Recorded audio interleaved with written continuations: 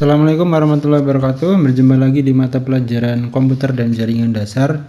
Pada pertemuan hari ini kita akan melanjutkan materi yaitu tentang perawatan dan troubleshooting komputer. Ini merupakan materi kelanjutan dari materi yang sebelumnya, yaitu terakhir kita udah belajar tentang bagaimana instalasi sistem operasi Windows dan juga Linux. Nah, setelahnya itu adalah bagaimana kita harus merawat dan troubleshooting komputer kita ya, apabila nanti komputer kita itu mengalami gangguan ataupun ada errornya. Oke, kita mulai saja untuk pembahasan materi pada hari ini. Nah, cakupan materinya nanti meliputi yang pertama itu perawatan komputer, kemudian ada troubleshooting dan perbaikan PC, ada memeriksa hasil perbaikan PC dan troubleshooting dengan software aplikasi. Kita akan bahas satu-satu ya. Yang pertama tentang perawatan komputer. Nah, komputer itu kan sebuah perangkat elektronik yang sangat rawan mengalami kerusakan ya, terutama pada sisi hardware-nya. Jadi komponen ataupun unsur komputer yang paling rawan mengalami gangguan itu biasanya adalah dari sisi hardware-nya ya. Dari sisi hardware-nya. Kerusakan hardware itu seringkali disebabkan oleh debu, oleh panas, oleh faktor magnet dan juga air. Dimana biasanya ini adalah faktor bagaimana kita menggunakan perangkat komputer kita itu. Kita hati-hati ya, berarti nanti komputernya bisa aja lebih awet, tapi kalau kita sedikit teledor itu ya bisa jadi nanti akan ada beberapa kerusakan yang terjadi akibat tadi ya ada debu, kemudian mungkin kita bekerja dengan PC itu ada gelas di sampingnya terus tidak sengaja nanti tumpah di situ. Nah, itu merupakan faktor-faktor yang biasanya terjadi dan menyebabkan komponen dari hardware komputer itu mengalami kerusakan. Nah, oleh karena itu kita perlu untuk melakukan pengecekan sesering mungkin untuk menghindari kerusakan yang lebih berat. Nah, itu mungkin perlu kita lakukan ya, bisa seminggu sekali ataupun sebulan sekali lah, tergantung seberapa sering kita menggunakan komputer itu. Oke, untuk perawatan komputer itu merupakan salah satu langkah ya untuk merawat komputer, baik berupa hardware ataupun softwarenya. Jadi bentuk perawatan komputer itu bisa dari sisi hardwarenya dan juga dari sisi softwarenya, dengan tujuan agar komputer itu tetap bisa digunakan dengan baik. Nah, beberapa peralatan yang mungkin diperlukan dalam merawat komputer kita itu diantaranya ada yang pertama obeng tentunya ya, untuk membuka baut-bautnya apabila kita terpaksanya harus membongkarnya. Kemudian kuas ini biasanya digunakan untuk membersihkan keyboard atau membersihkan bagian-bagian yang memang sulit untuk kita jangkau dengan tangan langsung. Senter ini juga untuk melihat kalau misalkan ada bagian-bagian tertentu yang mungkin gelap ya. Kemudian ada juga tang dan thermal atau grease. Nah, kita bicara tentang tipe perawatan komputer ya, itu dibagi menjadi dua, ada yang pasif dan juga ada perawatan secara aktif. Nah, kalau perawatan pasif itu lebih mengarah kepada faktor lingkungan. Ya, jadi ingat-ingat aja kalau pasif itu berarti lebih kepada faktor lingkungan dan benda-benda non komputer ya. Pasif itu non komputer yang membantu kinerja PC. Nah, perawatan ini meliputi proteksi terhadap lingkungan yang normal, baik secara fisik maupun elektrikal. Jadi kalau perawatan pasif itu lebih kepada lingkungan di mana PC itu berada. Misalkan meja, PC itu diletakkan di meja. Nah, kita harus merawat meja itu, misalkan dalam hal mencegah debu-debu itu berada di meja itu ya, yang mana nanti otomatis akan mengganggu, kelamaan akan mengganggu kinerja PC, yaitu kan bisa aja tersedot debu itu ke dalam case-nya, ke dalam fan-nya itu, sehingga nanti menyebabkan bagian di dalam case komputer kita itu mengalami kotor. Nanti lama-lama juga akan mengalami kendala karena banyak kotoran di situ. Nah, itu salah satu contohnya dari perawatan pasif. Jadi kita harus sering-sering membersihkan tempat di mana PC itu berada ataupun lingkungan sekitar dari PC itu berada. Sementara kalau untuk perawatan aktif itu perawatan yang mengarah kepada komponen-komponen komputernya secara langsung, baik itu bisa meliputi softwarenya ataupun hardwarenya. Jadi kalau aktif itu ya berhubungan dengan PC-nya secara langsung, baik itu merupakan ataupun baik itu dari softwarenya atau dari hardwarenya. Nah, intensitas dalam melakukan perawatan ini itu bergantung pada kondisi lingkungan dan kondisi komponen itu sendiri ya. Jadi seberapa kondisi, seberapa baik atau buruknya kondisi itu kan yang tahu kita sendiri. Dan juga mungkin bisa juga dipengaruhi oleh seberapa seringnya kita menggunakan komputer itu. Jadi kalau sesering mungkin kita menggunakan komputer, ya harusnya sering mungkin juga kita harus memaintenance komputer itu ya, agar tetap bisa bekerja dengan maksimal. Oke, kemudian kalau tadi tipe perawatan komputer, nah kalau sekarang itu tekniknya. Teknik perawatan komputer itu ada yang melalui software, ada yang melalui hardware. Nah, kalau secara software itu digunakan menggunakan aplikasi ya. Jadi metode ini dilakukan menggunakan aplikasi tertentu guna menjaga performa komputer seperti hard disk, RAM, floppy disk, dan juga lain-lainnya. Contoh, ada namanya aplikasi TuneUp Utilities, ada defragmentasi hard disk, ada CCleaner, dan ada Slim Cleaner. Jadi kalau secara software itu kita lebih menggunakan aplikasi untuk merawat komponen yang berada di komputer kita ya. Jadi ada aplikasi yang memang khusus untuk maintenance komputer kita. Misalkan kita ambil contoh yang CCleaner ini. Ini yang kebanyakan banyak diinstal oleh pengguna komputer karena memang simple dan mudah digunakan ya. Selain itu juga fungsinya sangat komplit. Dia bisa untuk defrag hard disk, untuk membersihkan file-file yang tidak terpakai, untuk mengatur startup komputer yang boleh berjalan nanti aplikasi-aplikasi apa aja. Nah ini sangat komplit ya si cleaner ini. Ini salah satu contoh software yang digunakan untuk memaintenance atau untuk merawat komputer kita. Ya, jadi yang pertama itu secara software atau secara aplikasi, kita menggunakan aplikasi di komputer kita. Kemudian yang nomor 2 itu secara hardware atau fisik. Nah, kalau yang ini itu dilakukan dengan membongkar perangkat komputer itu dan membersihkan setiap komponen-komponennya.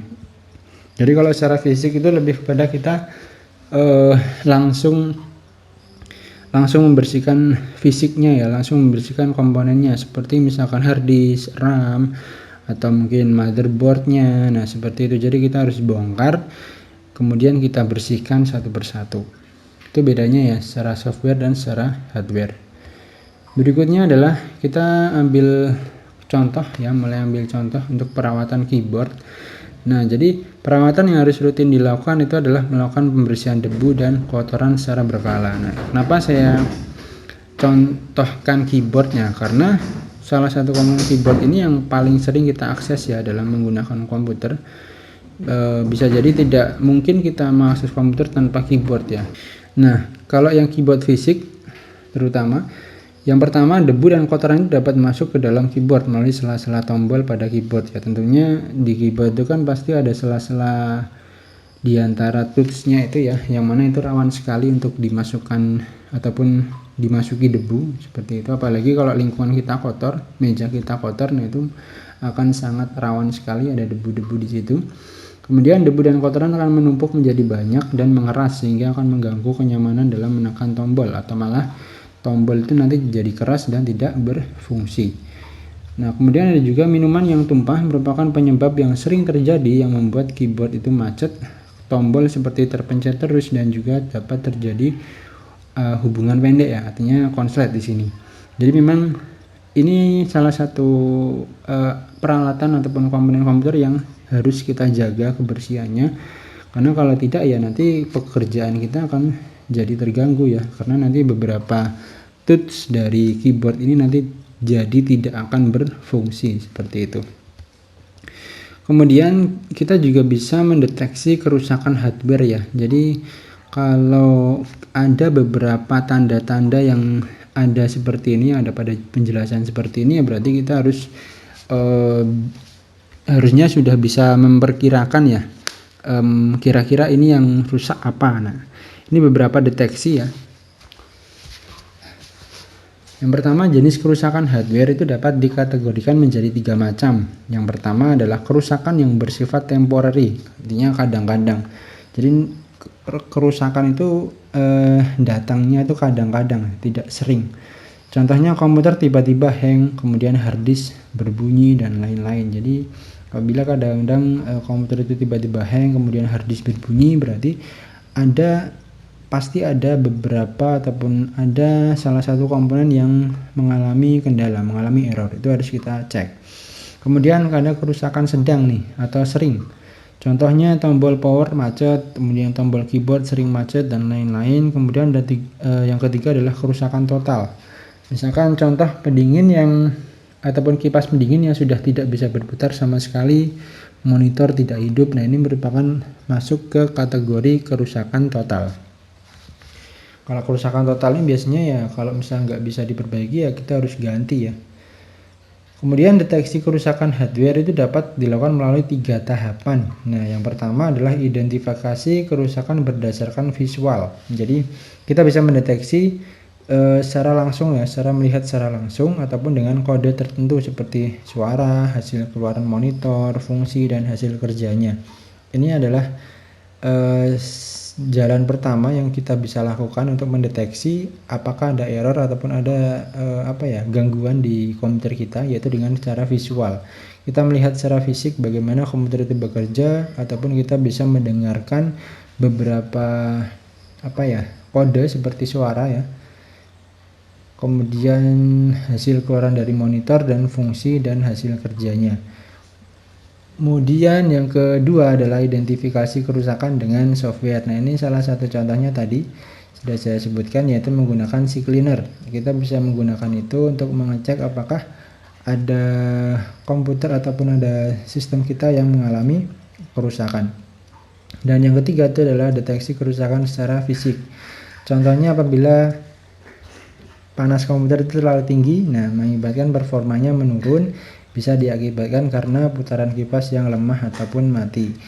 Nah, ini ada kaitannya juga dengan tadi ya, kondisi lingkungan di mana komputer itu berada. Misalkan lingkungannya terlalu kotor, kemudian banyak debunya, dan nanti debunya juga akan masuk ke dalam case CPU-nya itu karena tersedot oleh kipas yang ada di dalamnya. Makanya mengakibatkan kondisi di dalam case-nya itu mengalami kotor dan lama-lama putaran kipasnya juga akan terganggu karena tidak maksimal. Oke, berikutnya adalah contoh kemungkinan kerusakan komputer dan juga cara penanganannya. Nah, di sini sudah akan saya sampaikan beberapa contoh kerusakan komputer dan juga bagaimana untuk menanganinya. Yang pertama, komputer itu mati ya. Jadi kalau komputer itu mati jangan langsung panik, ini udah nggak bisa dipakai lagi, ini harus dibuang atau gimana ya, jangan. Tapi kita bisa cek, yang pertama adalah periksa kabel powernya. Bisa jadi kabel powernya itu tidak tertancap dengan benar ya, ataupun tidak kuat menancap dengan colokannya itu. Kemudian periksa sumber tegangan. Yang ketiga adalah periksa switch on atau off komputer dan periksa power supply. Nah, kalau kondisi komputer itu mati ya biasanya kita lebih mengeceknya kepada sumber tegangannya itu bagaimana kondisinya ya. Mulai dari kabelnya udah tertancap dengan baik atau belum, kemudian power supply-nya apakah dia masih berfungsi atau tidak. Nah, itu kita cek dari situ. Apabila nanti udah ketemu masalahnya ya bisa jadi komputer itu masih bisa digunakan. Berikutnya komputer hidup tapi tidak dapat booting. Nah, ini juga sering sekali ditemui ya kasus seperti ini. Jadi komputer itu hidup tapi nanti di layar itu dia tidak bisa booting ke sistem operasi ya. Dia hanya menampilkan kode-kode seperti ini, kode di layar hitam seperti ini. Nah, ini biasanya kerusakan pada RAM. Kita harus periksa RAM-nya. Biasanya ini RAM-nya kotor ya. RAM-nya kotor ataupun RAM-nya mungkin tidak tertancap dengan baik di soketnya. Kemudian periksa bunyi bip. Nah, ini ada kemarin sudah kita bahas beberapa contoh bunyi bip ya di materi post power on self test. Nah, itu bisa kita cek dengan bunyi bipnya, ada kode-kodenya ya. Kalau bunyi bip 1 kali itu kenapa, kalau bip bunyi 2 kali itu bagaimana, apa yang rusak, itu bisa kita cek di situ. Kemudian periksa dengan software diagnose dan periksa konfigurasi BIOS. Jadi kalau misalkan kondisinya seperti ini, layar hitam seperti ini ya, kita matikan aja dulu, kemudian kita masuk ke BIOS-nya. Di beberapa laptop atau komputer memang beda ya untuk masuk ke BIOS. Kalau di Lenovo itu bisa menggunakan tombol F2 atau juga kadang juga menggunakan tombol escape. dan masih ada beberapa yang lain lagi tergantung merek BIOS-nya. Berikutnya adalah komputer saat booting masuk ke dalam safe mode. Jadi setelah booting bisa, tapi nanti pada saat masuk ke OS-nya itu ternyata masuk ke mode safe ya, atau safe mode. Yang pertama itu adalah kemungkinan terkena virus ya. Yang kedua, sistem operasi mengalami failure atau rusak. Nah, kalau kondisinya seperti ini berarti harus diinstal ulang ya kalau mengalami failure. Kemudian restart komputer, kita bisa juga untuk coba restart komputer dulu apakah nanti berubah. Kemudian jika di reset masih saja masuk ke safe mode, maka perlu di reinstall OS. Jadi memang kalau kondisinya seperti ini harus diinstal ulang. Berikutnya, komputer sering mengalami crash atau hang. Nah, biasanya akibatnya adalah karena adanya virus ya. Virus, kemudian RAM komputer ya, ini juga bisa berakibat dari RAM, dan adanya software yang bersifat trial atau selalu update internet. Ini mengalami crash atau hang. Biasanya kalau hang itu ya bisa diakibatkan karena memang spesifikasi dari komputer itu tidak terlalu bagus, tapi dia harus menjalankan program yang berat. Nah, itu juga bisa menjadi penyebab komputer mengalami hang ya. Kemudian keyboard kadang tidak dikenali ataupun tombol tidak fungsi. Nah, ini juga salah satu akibat dari tadi ya, mungkin touch-nya itu tidak bersih, banyak debu di dalamnya. Di port keyboard tidak terpasang dengan benar, tombol keyboard rusak, perangkat keyboard rusak total, dan jika sudah diganti baru tapi masih belum berfungsi, maka kemungkinan kerusakannya itu pada port atau sistem operasinya atau drivernya tidak bisa dijalankan di situ, tidak kompatibel ya. Berikutnya, mouse tidak terdeteksi atau tidak bekerja dengan baik. Nah, dua kemungkinan kalau kondisinya seperti itu. Yang pertama, kerusakan terjadi pada mouse atau identifikasi sama seperti kerusakan pada keyboard tadi, rusak ataupun kotor ya. Jadi identifikasinya lebih ke arah situ ya. Berikutnya, tanggal dan jam Windows sering kadaluarsa. Nah, ini akibat dari baterai BIOS yang mati atau habis. Jadi kalau kita setting jam dan tanggalnya di saat kita melakukan pekerjaan dengan komputer itu sudah sesuai, tapi pada saat kita matikan kemudian kita hidupkan lagi, itu tidak akan otomatis update ya, dia akan tertinggal. Jadi itu adalah salah satu penyebab dari baterai BIOS yang sudah habis, perlu diganti. Kemudian menambah keeping RAM tapi tidak terdeteksi OS ya. Jadi ada kalanya kita perlu untuk menambahkan RAM untuk bisa menambah menambah kecepatan ataupun menambah kecepatan komputer ya, biar lebih cepat lagi, lebih bagus lagi, tapi tidak efek apa-apa ataupun malah tidak terdeteksi di sistem operasi. Nah, yang pertama tentunya kita harus mengecek apakah seri dan tipe RAM itu sama.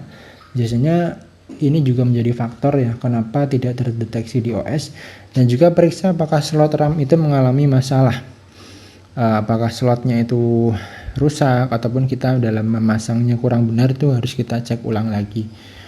Kemudian komputer lambat. Nah, identifikasi dan penanganannya seperti apa? Yang pertama, kita perlu ngecek apakah komputer itu panasnya terlalu tinggi atau terlalu banyak aplikasi yang berjalan. Kita harus matikan dulu aplikasi-aplikasi yang tidak perlu yang sedang berjalan di latar belakangnya itu ya. Kemudian antivirus yang sedang berjalan ataupun kapasitas RAM yang memang kecil. Nah, kalau kondisinya seperti ini ya maka kita perlu untuk menambahkan RAM ya, kalau memang masih ada slot RAM yang masih bisa kita tambahkan. Kemudian terinfeksi virus juga bisa mengakibatkan komputer lambat. Kemudian kapasitas harddisk yang hampir habis, dan prosesor yang sudah mengalami crash atau rusak. Selanjutnya adalah monitor tidak mau menampilkan output grafis. Nah, identifikasi dan penanganan yang bisa kita lakukan yang pertama adalah periksa kabel VGA-nya, kemudian periksa VGA adapter, kemudian ada periksa konfigurasi BIOS, dan apabila nanti beberapa langkah itu tidak ada efeknya, kita cek untuk monitornya mengalami kerusakan atau tidak. Biasanya kalau monitor itu memang kaitannya dengan kabel VGA-nya ya. Nah, kalau kita sudah mengetahui beberapa identifikasi kerusakan pada komputer, nah setelahnya kita harus memeriksa hasil perbaikan hardware-nya. Setelah melakukan perbaikan hardware, langkah selanjutnya itu adalah melakukan pemeriksaan. Nah, hal ini dilakukan adalah untuk memastikan apakah perbaikan itu sudah berhasil atau belum. Nah, salah satu cara untuk mengecek lagi apakah perbaikannya sudah berhasil atau belum itu bisa menggunakan software ataupun aplikasi bawaan dari Windows. Nah, contoh program aplikasi bawaan OS atau Windows yang biasa digunakan untuk memeriksa hardware dan peripheral pada komputer itu ada yang namanya BIOS, kemudian Device Manager, ada System Information, dan DirectX atau DXDiag ya.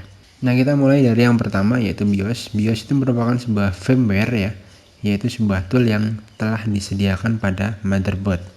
Di BIOS itu terdapat pada motherboard, dan BIOS itu dapat digunakan untuk mendeteksi hard disk dan juga bisa untuk mengecek suhu dari CPU dan motherboardnya.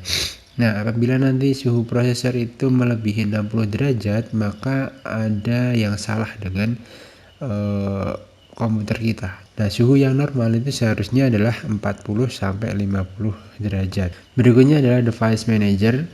Nah, ini bisa kalian akses dari Windows dengan mengetikkan Device Manager pada tombol Windows Search-nya itu ya. Itu merupakan tools yang ada pada Windows yang berfungsi untuk melakukan pengecekan seluruh perangkat yang terhubung pada komputer secara keseluruhan. Jadi seluruh perangkat hardware yaitu bisa dicek melalui Device Manager itu.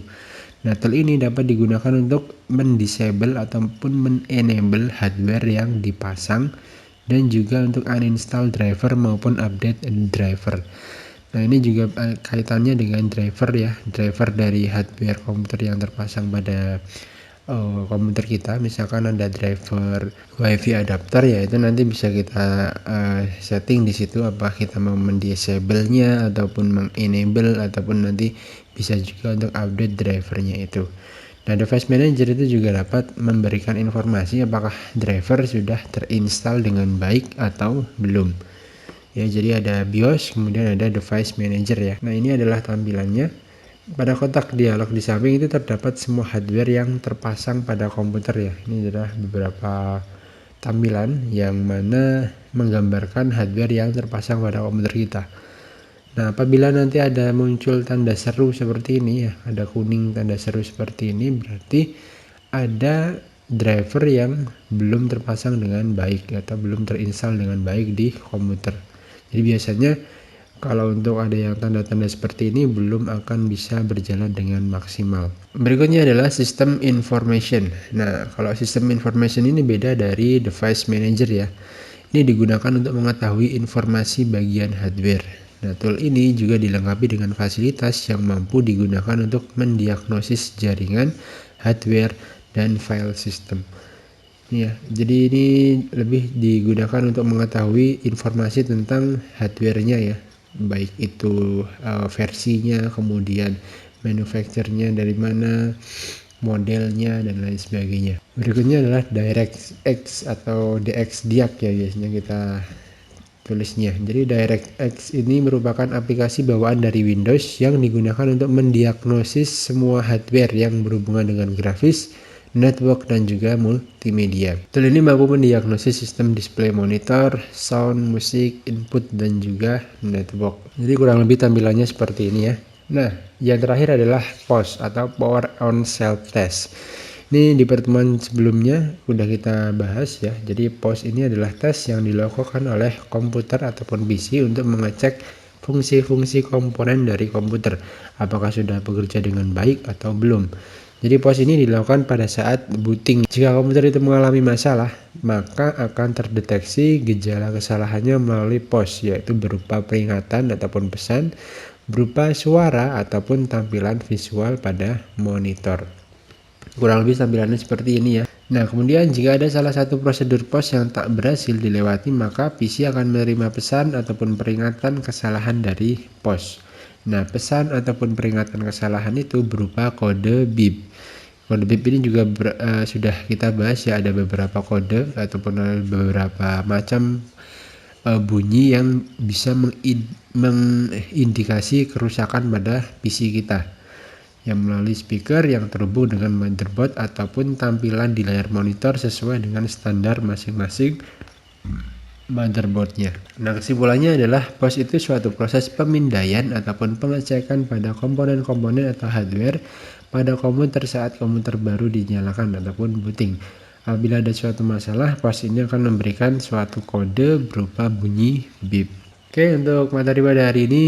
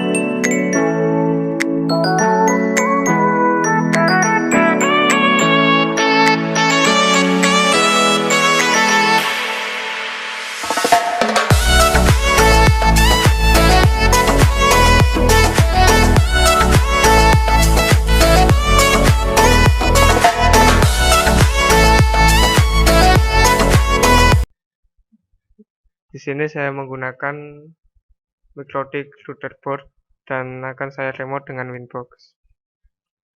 Ya, langsung saja masuk ke Winbox-nya. Sebelumnya sobat harus sudah bisa koneksi ke internet. Di sini saya internetnya sudah melalui wireless.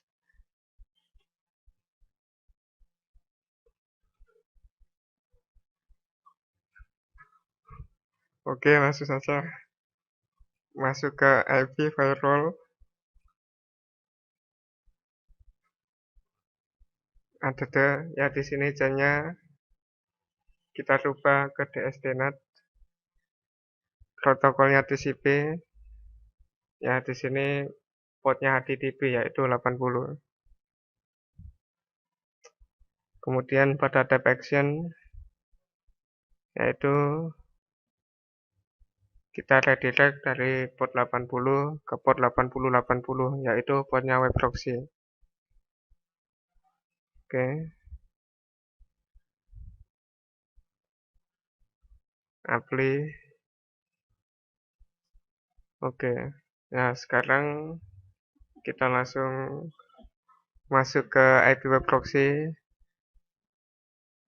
Ya, ini konfigurasinya.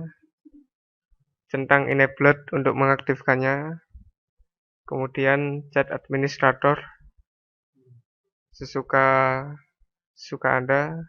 Sini saya isi dengan nama blog saya.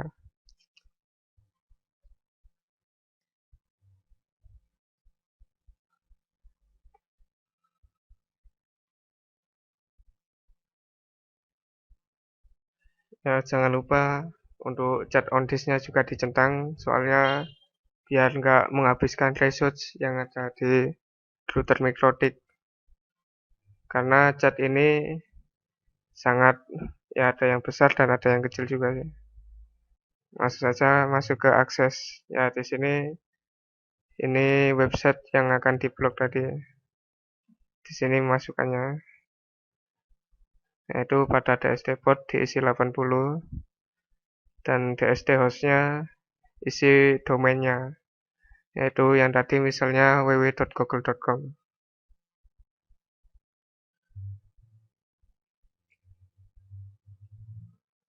Pada actionnya Denny yaitu di blok. Apply. Oke. Apply. Ya, sekarang kita coba lagi masuk ke www.google.com.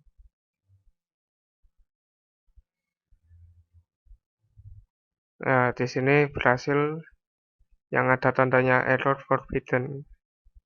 Ya, ini chat administrator yang tadi kita buat yang masuk di sini. Oke. Sekian dulu dari saya pada video tutorial kali ini. Sekian.